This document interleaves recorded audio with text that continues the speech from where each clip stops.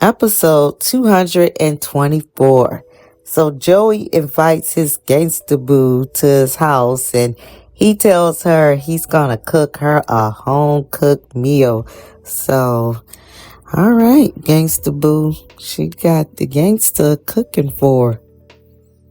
Next, Nicole is at Uptown with Kyle, aka Dr. Rollins, and Ted and Shanice arrives to Uptown and they're being lovey-dovey, and Nicole is in the restroom, and Shanice and Ted goes over to speak to Dr. Rollins, and Shanice asks him, like, who was he there with?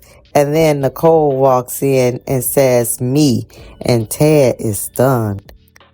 Next, Anita and Samantha is with Jessica at the country club, and here goes Jessica with the anti-cotillion talk, and she's being forced to go.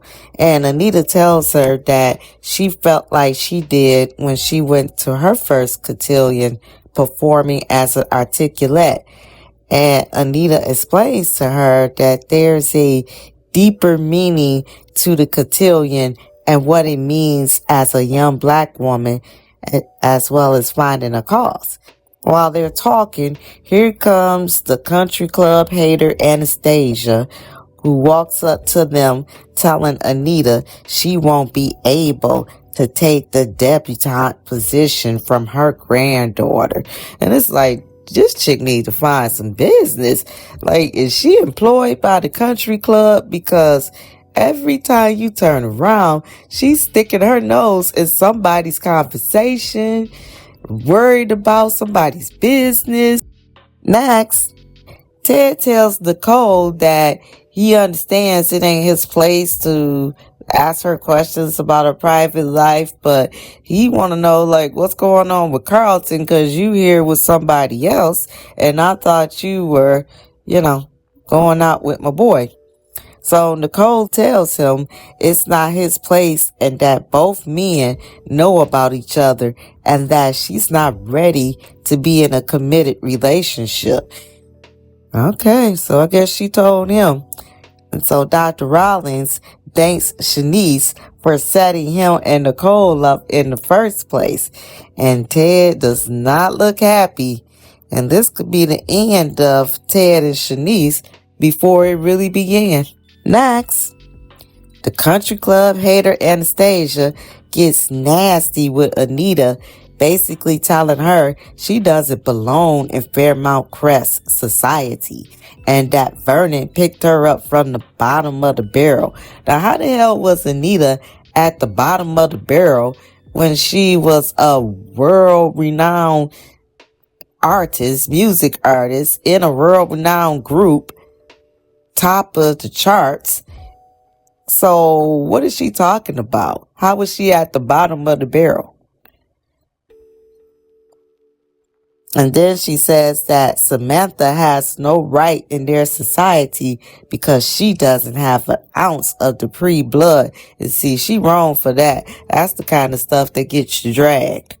So Anita is definitely handling herself in a ladylike manner, because I'm telling you, a bitch like Anastasia, she would have got dragged all up and down the room, outside of the gates and in the gates.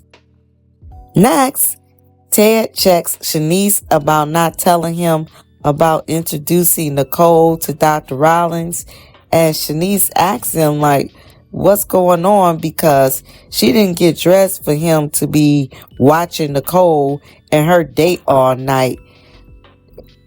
I would have got up and left his ass there watching Nicole and Dr. Rollins. Next, Ted explains to Shanice that the Nicole he sees is not the Nicole he knows. And so Shanice tells him that Nicole is changing and embracing her new life. So Ted tells her that he has to check himself and get used to the new Nicole. And yeah, I guess you do. Next, Dean's staying up with Nicole and Dr. Rawlings at Uptown, and Shanice and Ted goes back to his place, aka the hotel. And so Shanice needs reaffirming that Ted's mind isn't still at Uptown with Nicole. Shanice is laying down the law with Ted.